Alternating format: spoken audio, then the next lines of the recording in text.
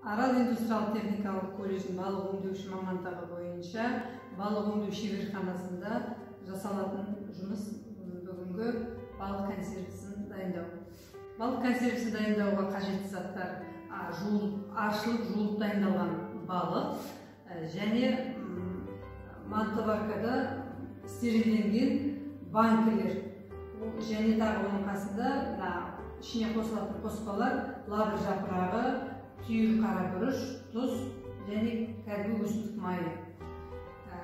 Енді жуылып тазаланған балықты алып, осыны банкіге сыйымды көлемде кеспелейміз.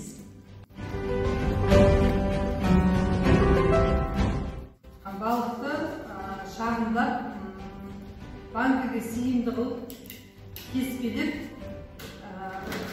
банкіге салатын қылып дайындап, алдымен бір жыл осы процесстен бастаймыз. Осы кеспеленген балықтарды стерилденген банкілерге салуға екінші процесс стерилденген банкіге балықтарды салу үшін алдымен лавр жапырағы, қарабұрышты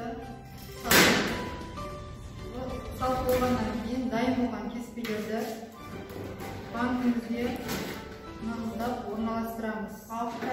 Кеспеленген балықтарды орналастырып болғаннан кейін үстіне шай қасықпен банкінің ішіне салған балықтың өлшеміне қарай тұз саламыз.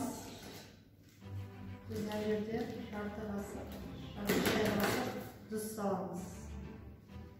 Сосын майын құямыз. Стерилдеп дайын тұрған банкі крышкаларын банкіміздің бетіне жабамыз.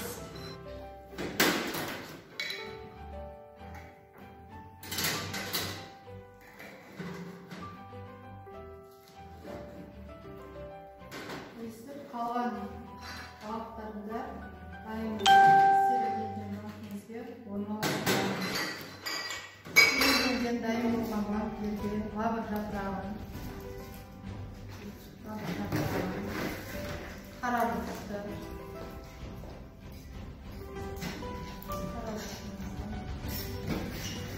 салып дайындаймыз.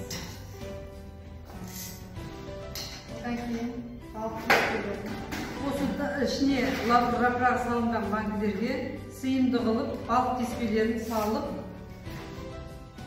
орналастырамыз.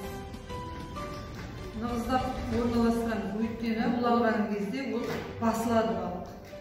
Қайнаған кезде ішіндегі балықтар отырып, төмен қарай түседі, сондықтан балықтарды нығыздап орналастырамыз. Орналастырып болғаннан кейін үстіне тұз саламыз.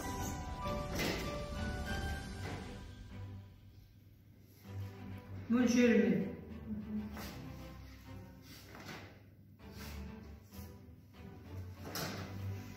Және өсімдік майы құямыз. Негізінен консервілердің дайындалу түріне және қосылатын қоспаларына байланысты түрлі консервілер дайындалады. Томат қосылған консерві, көкөніс қосылған консерві.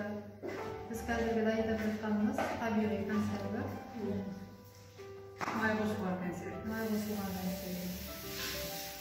Енді стерилденген қақпақтарымызды банкілеріміздің бетіне жабамыз. Стерилденген крышканы банкіге жауып, жақсылап нығыздап жабамыз.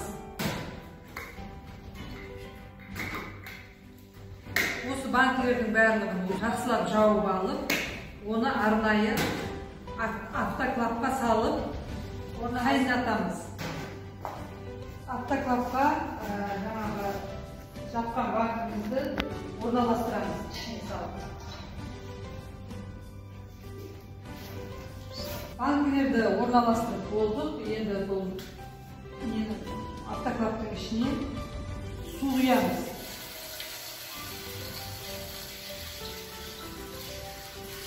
Су құйып, автоклаптың ішіне құйылған суды иығына дейін селтіреміз.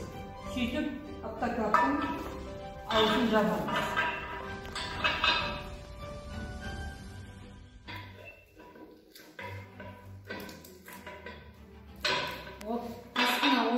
болғаннан кейін ішіндегі су қайнағаннан кейін 2 сағат банкымыз қайнайды.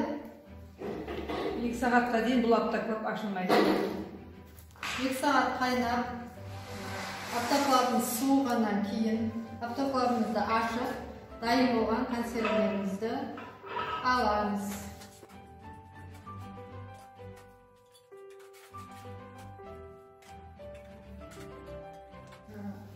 Дайын болған консервілерді сақтау мерзіміне этикетке жабыстырамыз, яғни сақтау мерзімі, құрамы, қанша уақытқа дейін жарамды екені, ішінде қандай балық түрі бар екендігі барлығы жазылып этикетке жабыстырылады. Одан кейінгі процесс этикетке жабыстыру процесі. Негізі отырғанда балық консервісі дайын.